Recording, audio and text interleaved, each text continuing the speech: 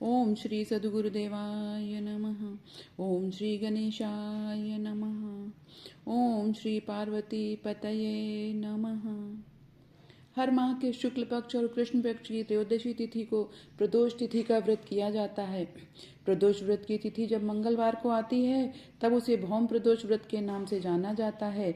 भौम प्रदोष व्रत में कथा सुनना व कहना बहुत पुण्यदायी माना जाता है और इस कथा से पूजा भी पूरी होती है। मान्यता है कि भौम प्रदोष व्रत की कथा सुनने व कहने से देवों के देव महादेव का आशीर्वाद प्राप्त होता है और आर्थिक परेशानियों से मुक्ति मिलती है। आइए जानते हैं भौम प्रदोष व्रत की कथा के बारे में।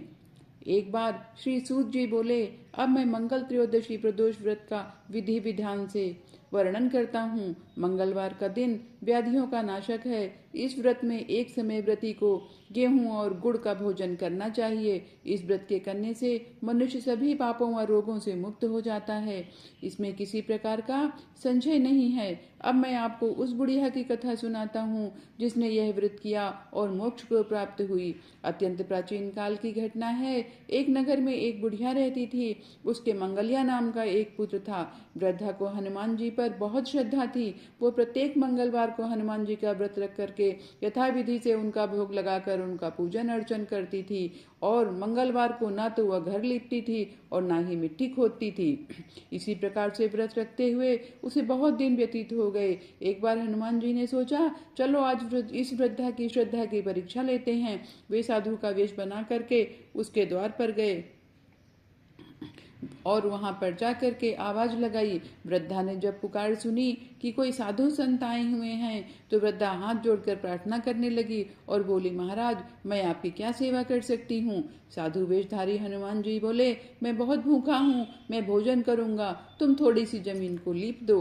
वृद्धा बड़ी दुविधा में पड़ गई और वो बोली, मंगलवार के दिन तो मैं ना जमीन लीपती हूँ और ना ही मैं मिट्टी खोदती हूँ। अब मैं क्या करूँ महाराज, कोई दूसरी आज्ञा दीजिए। पर महाराज जी बोले, नहीं तुम्हें यह काम करना ही पड़ेगा। पर वृद्धा बोली, नहीं महाराज जी मैं ये काम नहीं कर सकती, मुझे क्षमा कर दीजिए, कोई दूसरी आज्ञा मुझे दे दीजिए। जब साधु वेशधारी हनुमान जी ने सुना कि नहीं वृद्धा अपनी श्रद्धा पे बहुत अडिग है तो वो बोले, ऐसा करो तुम अपने बेटे को बुलाओ, मैं उसे औंधा लिटा करके उसकी पीठ पर आग जला करके भोजन बनाऊंगा। वृद्धा ने जब यह सुना तो उसके पैरों के तले से जमीन खिसक गई, मगर वह वचन हार चुकी थी। उसने मंगलिया को पुकार करके साधु महाराज के हवाले कर दिया। मगर साधु महाराज ऐसे नहीं माने। उन्होंने वृद्धा से ही कहा कि तुम अपने बेटे को इस तरह औंधा लिटा दो और उसकी पीठ पर आग जला दो। वृद्धा को यह सहन नहीं हुआ, परंतु महाराज की आज्ञा थी। उसने दुखी मन से अपने पुत्र को लिटा दिया और उसकी पीठ पर आग जला करके घर के अंदर चली गई। जब साधु महाराज ने भोजन बना लिया तो वृद्धा को आवाज लगा कर कहने लग गए कि तुम आओ और भोजन करो और अपने पुत्र मंगलिया को भी पुकारो ताकि वो भी आकर के भोग लगाए। वृद्धा आंखों में आंसू भरकर कहने लगी, हे महाराज जी अब उसका नाम मत लीजिए क्योंकि मेरा हृदय बहुत दुखी होता है। लेकिन साधु महाराज नहीं माने। वो बोले, नहीं तुम पुकारो। पर वृद्धा ने साधु महाराज की बात मान करके मंगलिया को पुकारना शुरू किया।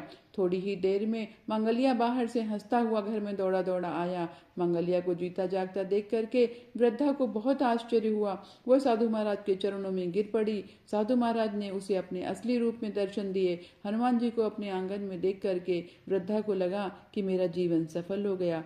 इस प्रकार से जो भी मंगल प्रदोष का भौम व्रत करता है उसके भगवान सभी इच्छाएं पूरी करते हैं। बोलिए ओम।